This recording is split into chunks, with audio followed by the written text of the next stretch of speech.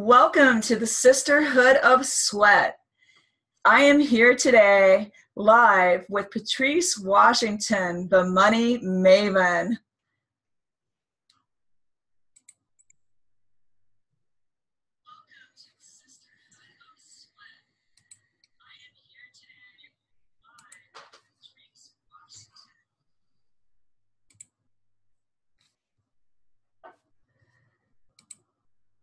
Patrice Washington is a nationally recognized best-selling author, featured columnist, television commentator, transformational speaker, spokesperson, radio host, and leading authority on personal finance, entrepreneurship, and success for women and youth. She has built a thriving community of engaged individuals committed to taking their personal finances, careers, and lives to the next level, and continues to invest in people worldwide through her work. Today, Patrice's wisdom on money matters has been tapped as a recurring voice by national brands such as NBC, Fox News, Black Enterprise, the Huffington Post, Essence Magazine, and more. She has been profiled by the New York Post, Success Magazine, and Women of Wealth Magazine, and is most known as the personal finance voice of the top-rated and nationally syndicated Steve Harvey morning radio show, where she hosts her own weekly segment, Real Money Answers with Patrice Washington. Additionally, she is the consulting producer for Steve Harvey's FUNDERDOME from Mark Burnett, a top-rated seed funding competition reality series where two budding entrepreneurs go head-to-head to win over a live studio audience to fund their ideas, products, or companies. Each year, she electrifies tens of thousands as a sought-after speaker from colleges to churches and conferences nationally, and she has shared the stage with renowned speakers such as Lisa Nichols, Laila Ali, Brunson and Steve Harvey. Most recently, Patrice appeared on Centric TV's The Round, delivering a dynamic and empowering talk on success.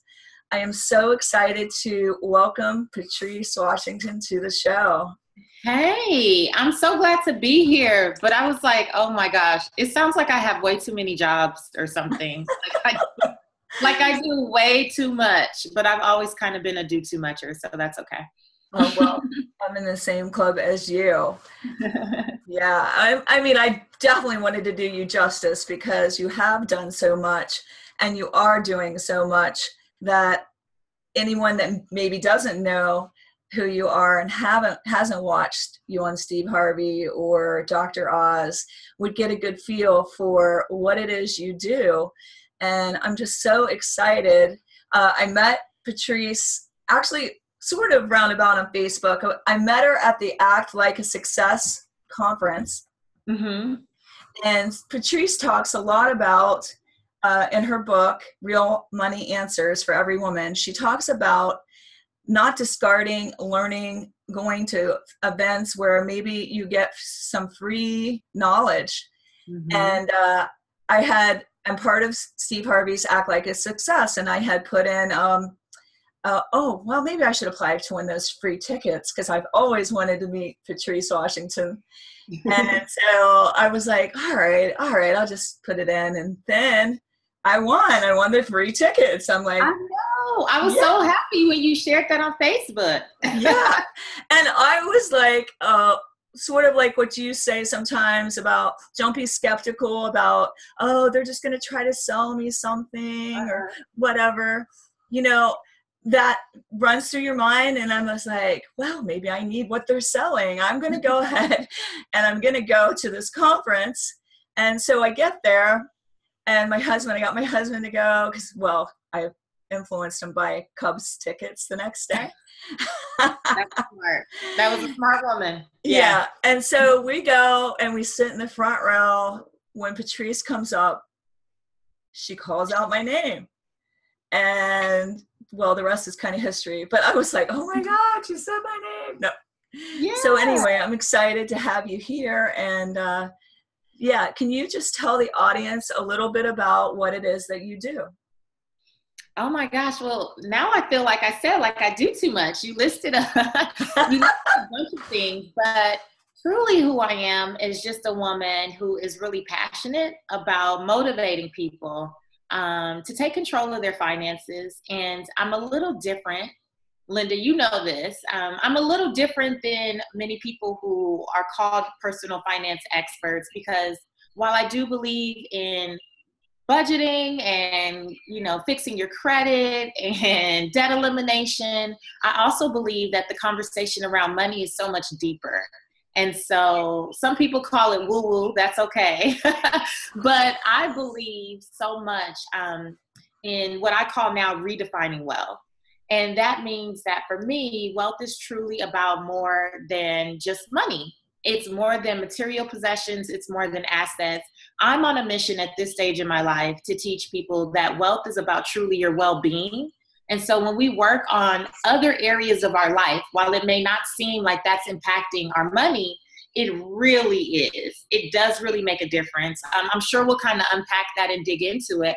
But my commitment at this stage in my life is really to help people live their life's purpose and find fulfillment and have the ability and the capacity to earn more without feeling like they have to chase money, because that is what society or the culture kind of tells us, that we have to hustle and grind and chase money all day long.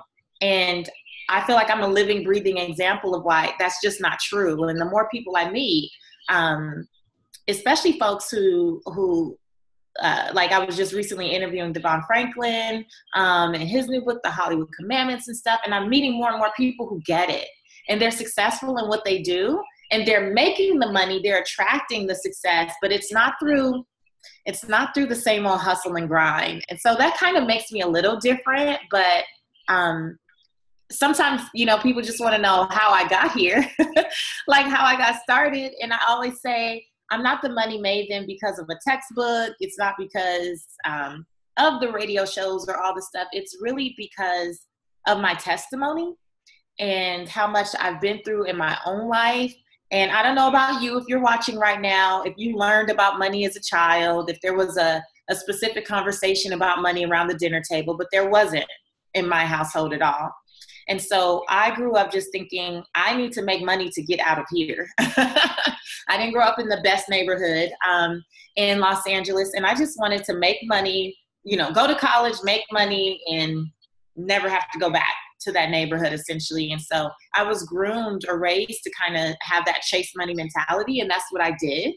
Some would say it worked out. I ended up going to University of Southern California. I got into real estate at 19 years old as a sophomore, and really loved the industry. I love the personal finance component to it, which is how I started to learn more and more about personal finance. And by senior year, I became a real estate and mortgage broker. I got my license during my second semester of senior year, and went on to create a business, a real estate and mortgage brokerage that had an escrow and investment company component to it as well. My now husband of almost 10 years, then was my boyfriend. We started this business and it became really successful. By 25 years old, it was a 7-figure business, and the chase for money continued. I loved what I did. I loved the education component that I offered my clients, but it was always about being bigger and bigger and bigger and bigger. And that was our focus. Like, how do we keep growing this? Sometimes to the neglect of other areas of my life, if I'm going to be real, right? Sometimes to, the detriment of my health, sometimes to the detriment of my relationships, both personal and sometimes professional relationships. Sometimes to the detriment of just being 25 years old, like in my life, I acted like I was 60 or something, But when the recession hit, I was actually on hospital bed rest for 10 weeks, Cedars-Sinai Medical Center in Beverly Hills, California, and waiting to have my daughter. And the recession hit and the banks were starting to close down, and I was on bed rest that entire time, watching the banks close down while I was in my bed helpless, not able to really do much of anything. And at the time we had 16 loan officers, real estate agents that worked under us. We had full-time staff. We had part-time staff. I had a full business going on, and the market was crashing and my team was panicking and I could not help them. I was literally helpless. The only thing I could do was try to keep that baby in as long as possible because I was severely premature. She would have been severely premature when I went into labor. And my doctor came to my hospital room one day, Linda, and she said, I don't know what you're stressing about, but if you don't stop stressing, you're going to leave here 2 years in a row with no baby because I lost my son the year before. I'm sure that calmed you down. Yeah. And it was like, you know what? It's not worth it. It's not worth it. I surrender. I just have to know that if I did it once, I could do it again. I have to believe that in my heart, no matter what I see around me right now. And I got to focus on this baby. And I asked them to have the maintenance people take the TV out of the hospital room so I wouldn't even be tempted to watch the news.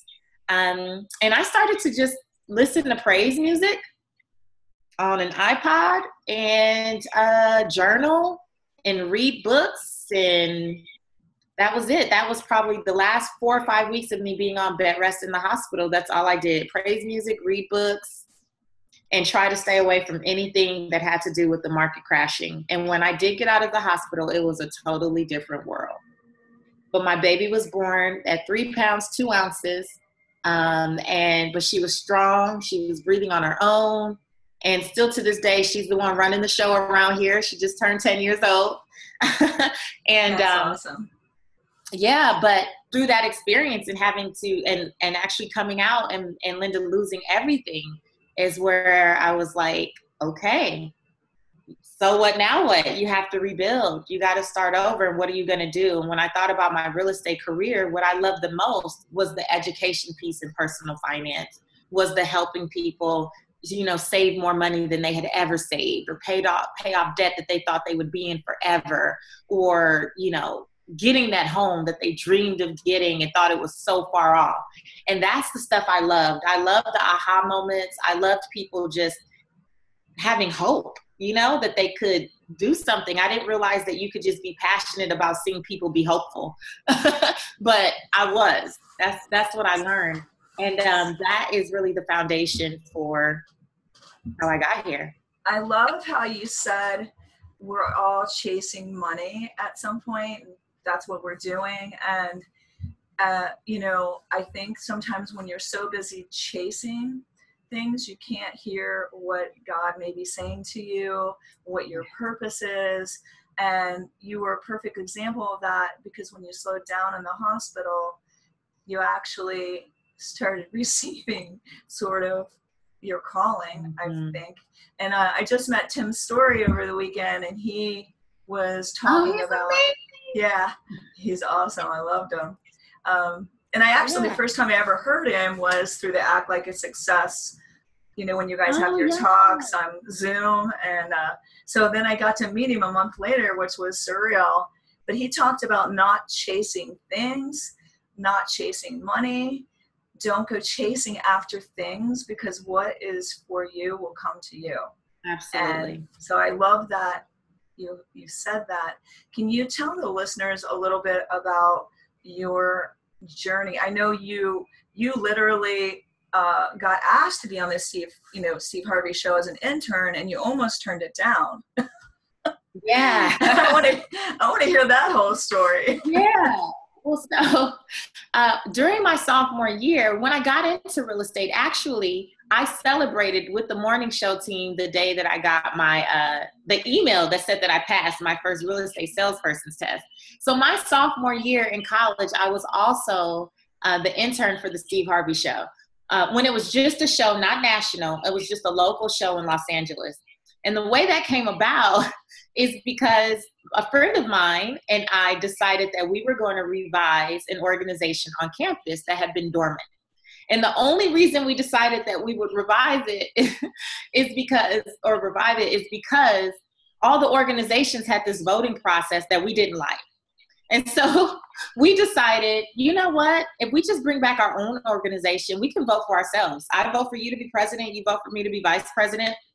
who's gonna contact? There's no one in the organization. And so we did that. We sought out getting it brought back, and they were like, but you have to have an advisor and you have to raise your own money. And we're like, oh, we didn't know about this piece. This is interesting. So I was driving to school one day and heard the Steve Harvey Morning Show. And they said, we're going to have a live studio audience. And I was like, that's it. Steve Harvey sounds like he has money. I'm going to go ask him for the money. I'm going to go to the live studio audience. And it's so funny. At the time, you couldn't just text things, or it wasn't about emailing. They set to fax in why you should be in the audience. And I made all of these. I went to an office on campus and sent faxes over and over again. I choose me. I want to be in the audience. I was drawing butterflies, Linda, flowers, sunshine. I was obnoxious about it. And I sent, I don't know how many dozens of faxes. And finally, the guy, his name is Big Pee Wee. He actually, we're still friends to this day. And it's 18 years later. So finally, he replies to me and he says, he calls me. He's like, oh my gosh, would you stop faxing? You're like blocking up the fax machine. And I'm like, I'll stop faxing if I'm in the audience on Friday. He's like, yes, and bring somebody. Like, please, just stop faxing. So I was like, okay, cool. So I show up there on Friday with our homemade letterhead for the organization and this letter of request asking for Steve Harvey's help with this organization. And as soon as we walk in at 5:30 a.m., the first thing they tell you is, no soliciting. Don't ask Mr. Harvey for anything. And I was like, I can imagine. Yeah. I'm like, I don't know. I don't think he's talking to me. Like, I totally immediately was like, not talking to me. That applies to me. So I'm gonna do it anyway. So I get through the whole 4 hours. Mr. Harvey leaves. Oh my gosh. Well, how am I gonna ask? So as people were filing out, I just kept stepping behind people like, oh no, you go ahead. Oh no, you can go before me. And I kept taking a step back until I was the last person there. And the gentleman who was like handling the audience is like, what do you want? What are you doing? Why are you still here? Even my friend left. And I gave him the whole story. I said, hey, I'm vice president of Black Student Union at USC. We really need some help bringing the organization back, blah, blah, blah. And he goes, I went to USC. I was the Chicano student president 10 years ago. And I'm like, oh my gosh, really? So we hit it off. And he went and got Steve's manager at the time, introduced me to him. It took several iterations of me asking. I did not get the money on the first try. But when I did, I actually asked for $500 and ended up with $2,000 and an internship because they liked my persistence. And I almost, to your point, Linda, did not take the internship because it was unpaid. Talk about crazy money, right? It was unpaid, and I already worked full time, and I was already getting into the real estate stuff and studying that. And I was like, no, I don't want to do that. But when my dad found out how many hours I was actually working at a hotel, graveyard shift, front desk, and I did about 50 hours a week. And my dad was like, absolutely not. That's insane. You need to be 19 years old. That's crazy. And I quit, and for 2 weeks, I had way too much time on my hands. I didn't understand how people couldn't get their work done. I'm like, right. If you didn't work, I'm like, how do you not get your work done? And I called them back and said, if you still need an intern, I'll do it. And it was supposed to be a 60-day internship. And it ended up being me working there for 2.5 years and being promoted 2 or 3 times. That's awesome. And then you ended up later on becoming a regular. Well, yeah. So when I started my real estate business, my senior year, when I started that business, I left the show. They wanted to take me. I wanted to go pursue this real estate and mortgage career. And as fate would have it, several years later, when I lost everything, literally to the point of scraping up change from this 7-figure business, I ended up sleeping on my brother's couch for 3 months in Atlanta with my baby. My husband had taken a job at Taco Bell just to make sure that we had health insurance. And that's when I got really reconnected with Steve. And I had always kind of stayed in touch, but really got reconnected because they had just moved their offices to Atlanta as well. And worked in the office for a little bit, ended up getting an opportunity to do that, but was like, you know what? I'm really passionate about this financial education piece. So I really need to pursue that. And they just watched me from a distance. I never asked to be on the show. I didn't ask to, for them to share anything, to do anything. I was just out there doing what I felt called to do, which was starting a blog and getting out there and speaking and getting out of my own way. Because when you fail and fail that hard, when you fall that hard, a big thing for me was learning how to give myself permission to get back up. Because even though I'm super passionate about financial education, always have been, I did go through that phase of like, who am I to share with people, or who am I to talk about this? Oh my gosh, I can so relate to that whole who am I to do this. I think all of us, a lot of us, many of us, I should say, suffer from that when we're called to do something, or we feel like it's our calling to be doing something. You feel like, who am I to do that? Right. Like, why would I be able to do that? And one day, literally, I heard that still small voice, that said, you lost all your money, but your mind isn't bad. It's not like you just automatically forgot everything that you did. I was able to live off of savings for over a year. It's that we exhausted our savings, making sure that we could keep our staff as long as we could. Because these were people that I loved dearly. They were like family. I wanted to take care of them. I'm like very hopeful that the market would bounce back. I had never been through a recession. I was, I didn't even understand truly the depths of what was going on. I was like, this will maybe blow over in a couple months. That's where I learned that you got to seek wisdom, because I didn't even know how to go ask people who have maybe been through some things, been through some market crashes and stuff. I was just like, no, it'll be fine. We make so much money. It's got to come back. Well, it didn't. But it didn't at that time, but I did go on to go, you know what? You lost all your money, but your mind isn't bad. And you can share your story with people and give them a choice. Because I would tell people, here's where I am. This is what I've been through. But I know that I'm going to go back up.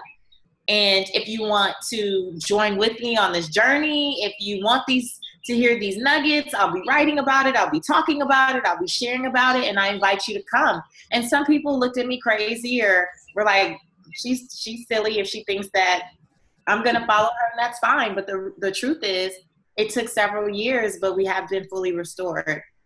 And Steve Harvey and his team have been very gracious in extending opportunities. But I always say, God knows what you're waiting on when he sees what you're working on. Right? God knows. I love that. I love that so much.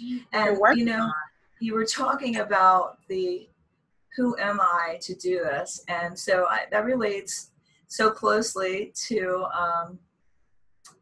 Isaiah Hankel. He's the author of the Black Hole Focus.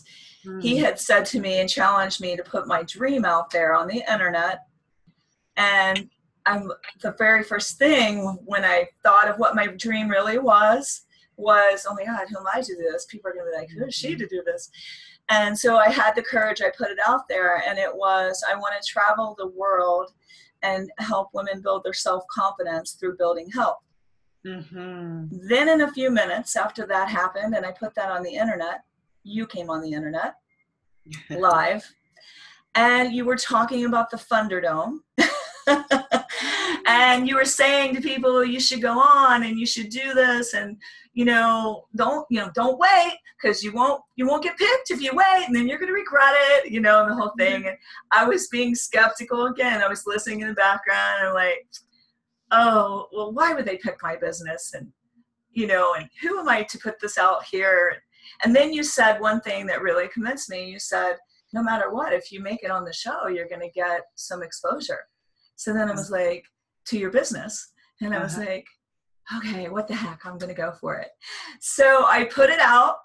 I filled out the thing. Then I went on about doing my work. Wasn't thinking, my phone was dead or whatever. I guess the Steve Harvey show, the FUNDERDOME, called me within 10 minutes of me putting my dream on the internet. And I'm like, what? And so I was like freaked out, cheering in my chair. I was so excited beyond myself. So then I'm like, oh my God, I got it. My phone's dead. I've got to call these people back. Yeah. And so I connected with them. So, you know, now I haven't been on the FUNDERDOME because they weren't at that time looking for, they changed their direction to products, not services. And so I was like, but the excitement of it. And then just, I think, pushing past the fear and realizing, I mean, what pushed me into podcasting was, you know, if you're always sitting back, hiding, you're never going to help the people out there that truly need to hear what they could only hear from you, from your voice, from who you are, from who God created you to be. And so I think each time I've stepped through fear, but look how fast that happened. Just putting my dream on the internet, and in 10 minutes, literally, I'm getting called. But that's amazing. And I love that you said that you stepped through the fear, because some people are waiting for the fear to go away. Yeah. And I say this all the time. You know, people say, oh, you were great on that show, or you were great here. And I say, every time I get on stage, every time I go on television in particular, it's knees knocking, stomach turning, teeth chattering. Like, I still get afraid. I know that I'm qualified. I know that I'm called to do it. I know those things, but I also pray so much that the people that I'm in front of, I pray for my audience, right? That they have ears to receive, that their heart is ready to receive and stuff. And so sometimes that's what creates the, you know, the anxiousness and all that on the inside, but I do it afraid. It's, you know, it's not, okay, I feel this way, and then I'm going to run back and hide and say, never mind, I'll refund you. Or give you the money back or book somebody else. It's not that. It's that you still have to push through and be able to do it afraid. I don't know as many times. I just launched a podcast, Linda. I'm following I know, you. and I've listened to it. I can't wait. I've listened to 3 episodes. I can't wait for the Devon Franklin one, because I love him. It drops tomorrow. And you know, like, that was another thing. It's not a territory that I was familiar with. You know, I mentioned to someone that I thought it could be a great fit with my segment on the Steve Harvey show. And I'm like, yeah, maybe 2018, we can look at doing something. And they were like, yeah, how about 3 to 4 weeks? We're going to go ahead and get that going in mid-September. And I was like, oh, okay. So I have a lot to learn, you know, in a short period of time where I have all these other things going on. And so even on uploading that and pushing, you know, submit and putting that out into the atmosphere, every time you put something out there, you run a risk of someone judging, right? Or criticizing, not liking it. Or trying to confirm that thing that says, who am I? You know, there's always someone who's going to say, well, who are you? But, you know? And so beyond that, you still have to be able to just push through. And so it doesn't get, for me, I should say, it doesn't get easier. I've done a lot of things over the last several years. I've been in rooms sometimes where I'm honestly like, how am I even here? You know, how am I even qualified to be here? How have I attracted these people in my life as mentors? How is this even happening? I was just with Tim Story last week at an event he had here in LA, and he gave me an opportunity to stand up and speak to like 600 people. Wonderful. Like out of nowhere, I was just sitting there, and he's like, yeah, here's a woman you all need to know. He called my name. I was like, oh, okay, well, hi, you know, but it's like my mind is blown by the rooms that I'm in, by the conversations that I get to have. And all because, Linda, we choose to do it afraid. We choose to just push through and do it anyway. And I think about, had I not hit, you know, launch on that first blogspot.com that I had up, that free blog spot. I didn't have any money to really, you know, be making a custom site and doing all that stuff. Had I not done that, I wouldn't be here. It was that. That's right. And you know what? I wouldn't be here talking to you if I hadn't have stepped past fear into faith. And I think what a lot of people don't realize is that everyone feels afraid. Everyone feels afraid when they're getting ready to do something that's totally out of their comfort zone. Mm-hmm. But the difference is the ones that are podcasting or, you know, living their dreams actually stepped past the fear and took that jump. Like Steve Harvey says, you just got to jump. And so you take that leap And, you know, I recently was at the School of Greatness, the Summit of Greatness, and that's where Tim's story was. And I literally asked a question in an audience of 1,000 people. I'm not afraid to podcast, but oh my God, that made my heart like beat out of my chest. And but you know what? It was so worth it. It was so worth it. And it brought me so many things. And one of them was when I'm talking to Tim's story, he's like, "Did you speak?" I'm like, "Yes." He's like, "You asked a question, right?" And I'm like, "Yes." He's like, "People are going to like you. You have a good energy about you." Yeah. And he said, "You're going to do well." And I'm like, oh my gosh, like Tim's story just said what to me? I'm like, that's awesome. But what it shows you is that everyone may suffer from that fear, but if you can get past that, there's so much for you on the other side of fear. Yeah. Yeah. There's a lot there. And I love what you said earlier about, you know, there are people who can only receive it from you.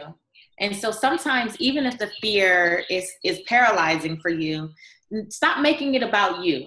This is what I tell people. Don't make it about you. Sometimes it's not been because I could even muster up a lot within myself. It's more about telling myself it's not about you. There is someone who is waiting to hear something you have to say, or there's someone who's only going to receive it in the way that you deliver it. Or there's someone who is literally up at night tossing and turning because they're waiting for you to stand up and be the answer to their problem. So it doesn't get to always be about you. So think of the people that you're supposed to serve. And sometimes I think of the faces of people that I've met. People who meet me, they're always like, "How did you remember my face?" Because I carry that, you know, I carry that as much as I can with me, that sometimes it's not about me. It might be for Linda. So for Linda, I'm going to jump on and do a Facebook Live, or for such and such. And I literally sometimes push through for that. And when someone leaves a video, a comment on one of my videos on YouTube, or they comment on Facebook and they're like, "Oh my gosh, that was for me," or "You were speaking to my heart," or "You were speaking to my spirit," I'm like, that's who it was for. It doesn't matter that I don't feel good today. Yeah. And I've learned not to prejudge like what I think, you know, sometimes I'm like, "Oh, I don't know if this is going to help. I don't know if this helped anybody." Then I'll hear later, "Oh my gosh, that was the best episode. That helped me so much," you know? Mm-hmm. And so I think that, you know, that's like an important thing, to just have that faith to think about others and not just yourself. Really, it removes a lot of the fear when you are thinking about other people. And I know you're always talking, you know, about women, you know, investing in themselves. And I think that's another fear. Women sometimes are afraid to invest in themselves. How can they get over that fear and build that confidence that their investment is worth investing in themselves, that it's going to pay off for them? Yeah, it's funny you asked that, because my shirt today, "I Know My Worth." My shirt is "I Know My Worth." Shout out to Tony. She sent me this shirt recently. For me, I have, again, had to look at what the bigger picture is, because I was investing in myself even when I didn't have maybe the financial stability that I have now. You know, at the beginning, I would tell my husband, "I need a coach. Like, I know what I know, but then I also know that there's a lot that I don't know." And when you know that there's things that you just don't know, that means that you don't even know what questions to ask to get there, right? Until someone else like opens your mind up or shows you a different way of thinking or a different path. And so I literally was investing in coaching when people would have been like, you need to pay off your debt or you need to do this or you need to do that. But I've also always been a firm believer, you know, that an investment means there should be an ROI. There's a return on investment.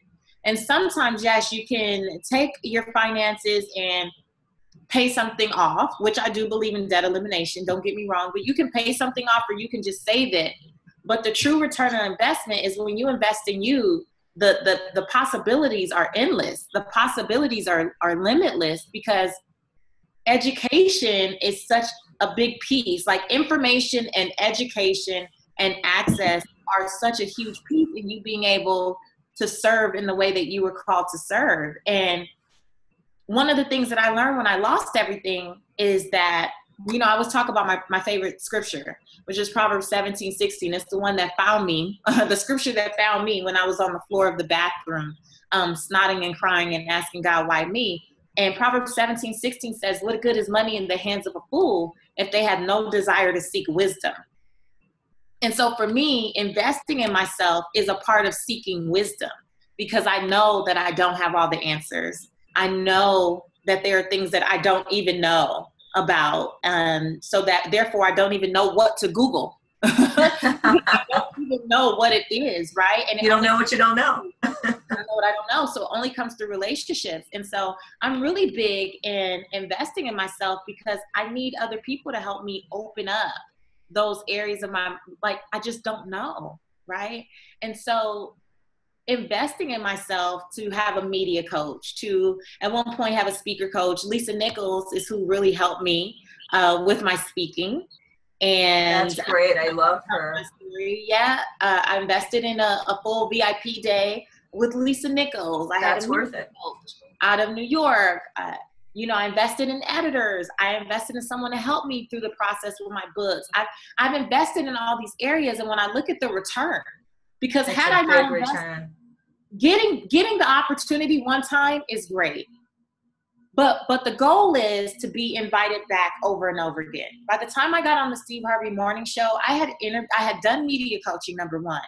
And I had interviewed on I don't know how many podcasts, blog talk radio shows, local radio shows. I had done so much of that. So by the time I had my first interview, I was confident. I felt good. They gave me the opportunity for the interview, but it was supposed to be a one-time thing. I've been on every week for the last 3.5 years. That came because of the investment that I made in myself, right? Yes. And so I had to know that my vision was worth it. Not just am I worth it? If God gives me a vision, right, that I feel like I'm called to go and do this, it's not even just investing in me, it's investing in that vision, in that bigger thing, even when it seems still bigger than myself. If I believe that that's what's to come, I have to invest like I believe. I have to sow. You have to sow, right, in order to reap. You can't just reap. You can't just like hook on to somebody and think you're gonna reap something, you know, from them because you hooked onto them, or I don't know, you got a certain job. You have to do the work. You have to do the work. And a lot of us, and I want to be clear too, that when we invest in information and knowledge, we also have to be committed to the action to see it all the way through. Because a lot of us confuse knowledge and information and education with having wisdom. And those are not the same. I've had licenses, I've had degrees, I got all that stuff. What I said, the proverb said, was seek wisdom. It was about like, yeah, what good is money in your hands if you don't seek wisdom? And so that was a part of that light bulb moment for me. Yes, I had the certifications. Yes, I had the degrees, but I wasn't good at asking for help. I didn't know how to ask for help. I wasn't raised to ask for help. I was raised by very independent and strong single mother, single grandma, where it was like, make it happen with what you got. And you don't ask anybody for anything. And I realized as I got to this stage and as I've grown over the last 10 years, that that's not necessarily the most supportive way to build a career, to build success, to build wealth. You have to do that in relationship with other people. And sometimes those relationships are an investment of your money, just as much as your time and energy and those types of things. And I also loved what you had to say at the Act Like a Success conference in Chicago, where you talked a lot about being fit. Being fit, that is also an investment in you. Yeah. Can you tell the audience what fit means to you? Yeah.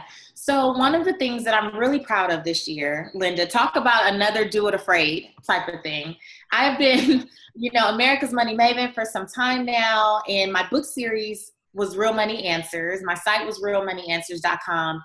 And so I kind of put myself in this place where I felt like I could only talk about money, right? I got into this little money box where it was like, no, you're a personal finance expert. You talk about budgeting, you talk about credit, you talk about debt, you talk about savings, a little investment. You don't get outside of this box.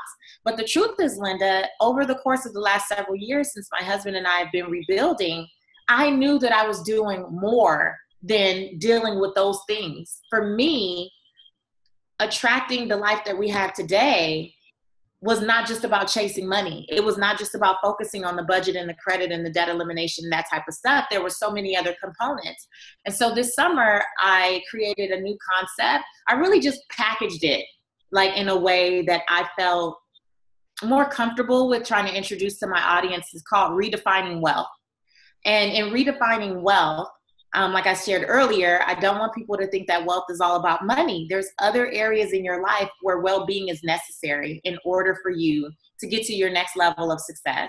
And the first pillar out of the 6 pillars that I created was fit.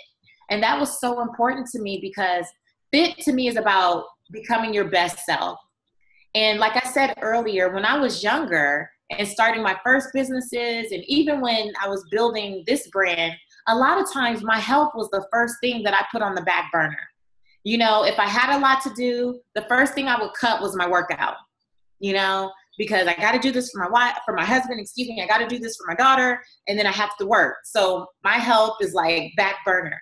And I remember in 2013 going into 2014, when I first released Real Money Answers for Every Woman, I was praying to God that I could do this national book tour. And I had this vision to go all over the place. And that same year, it started out well, but then I started to get sick. After every flight, I would come home stuffed up, sick, very lethargic, just not feeling great. And I'm like, how can I be praying for such a vision when I am completely neglecting the vessel that's needed to execute that vision? Like, what if God opens up the doors for me to go to 50 states and a couple US territories? I would die in the process because I am not taking care of myself to a point where I could even really walk into that or enjoy that. And it started, so over the last few years, it's really got me to thinking like, you know, your health has to come first. Like, what good is money if I'm going to spend all the money I make going to the doctor, having them run a million tests on me, sticking tubes up my nose and down my throat, trying to figure out what's going on with my digestive system. And like, what good is money if I'm on prescriptions I can't pronounce? What good is money if you know, several years ago, I was 29 with high blood pressure. Then at 32, I had some stuff I can't even pronounce anymore, but that's gone now too, you know, but what good is money? And your physical fitness, again, it's not even about you. So I keep saying that, and I hope that really speaks to someone. It's not even about you. I started to think, if I let myself go physically, I'm no good to my family. I'm no good to my audience. I'm no good to God and the vision that He put on my heart, because I'm the one not sleeping. I'm the one not eating. I'm the one not taking my vitamins. I'm the one not going to the checkups because, I'm on the road. So I'm going to keep pushing that back and back and back and back. And before you know it, it's a year. And you haven't been in for that annual checkup, so now it's like 2 years. You know, it's like, no, you are a priority. That goes back to know your worth. I'm worth it. My vision is worth it.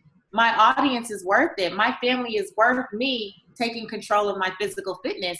And it's just been, for me, a priority. And I've seen how, since I made that a priority, how doors have continued to open, but I'm walking through them, first of all, more confident. I feel better about me. But I have the stamina, I have the energy, you know, I can talk to every single person at a book signing and lock eyes and have individual conversation for 2 hours with high heels on. No problem, right? You know, I can attest to that. You can attest to that, you know, and to me, that's what it's about. Like, I don't want to not be able to honor my audience. If people come to see me, I don't want it to be, she's so tired, she has to go lay down. Like, that's crazy, you know, like, I don't think that's even honoring them. And not only in the physical fitness piece, also mental fitness is a big part of that fit pillar, because I do believe that oftentimes we're praying for things that we don't have the capacity to sustain mentally. Like, we want certain things, but if you have not dealt with probably some of the trauma, because we've all been through different traumas in life. Maybe there's grief that you haven't dealt with from losing, I went through grief with losing my first child, losing my little boy, or different things that I've been through in my marriage, or losing my grandma 4 years ago, or different things. So, or being called ugly virtually my entire, adolescence. And then having to deal with that. I talked about that at the conference. Had I not gotten mentally fit and dealt with the trauma of being called ugly, too dark, too tall, too skinny, too this, too that, how could God use me today to get on stages and help other people? If I wouldn't have dealt with that, I would not have the capacity to get on stage, to get on television, to put my face on books, to do all the things that I do now. So I had to deal with that. And I say that's a key to wealth. That's a key to success. Because had I not gotten myself physically and mentally fit, I couldn't go on the road the way that I do. I couldn't serve my audience with the same level of energy. And I definitely would not have the security or the self-esteem to be who I am today. And so fitness is, for me, the foundation of wealth building. And no one talks about that when you're just talking about a budget. Right. They don't. And you know what? I talk about the financial piece on the Sisterhood of Sweat too, because I feel like if you're not financially fit, that's also a problem, because you're going to be stressed out and that's going to affect your health. So yeah. I do think the two go together. And I so want to thank you so much for coming on the podcast today. And I want to acknowledge you for being such a beautiful human being inside and out, and just sharing your truth and being such a great role model for women, and being unafraid to just be who you are gives us the faith that it's okay to be who we are. So from the bottom of my heart, I just thank you so much. Thank you, Linda. Yeah. And I have to thank you for your support. I know you probably discovered me last year, but I say this, I remembered you instantly, because I remember you holding a picture of my book. And so I always, knew who you were. That's why I was so excited when I found out you won tickets to Act Like a Success Experience, and you invited me on the podcast, and you gave me a book. And I really think I love sisterhood, because that's truly what it's about, is women just supporting women. And so I'm honored to be in your circle as well. And I appreciate the invite. I appreciate the support of my new podcast, Redefining Wealth. And yeah, this has been a great conversation. Tell everybody where they can reach you on social media. Yeah, you can find me first, patricewashington.com, if you want to find out what the other pillars are and watch the intro videos for each one of those. Definitely go to patricewashington.com. And you can find me on Instagram, Twitter, and even my Facebook fan page is Seek Wisdom, PCW, my initials, Seek Wisdom, PCW. Find me on YouTube too. I'm everywhere. Just come find me and let's redefine wealth together. And the podcast is on iHeartRadio, iTunes, and pretty much everywhere podcasts are right now.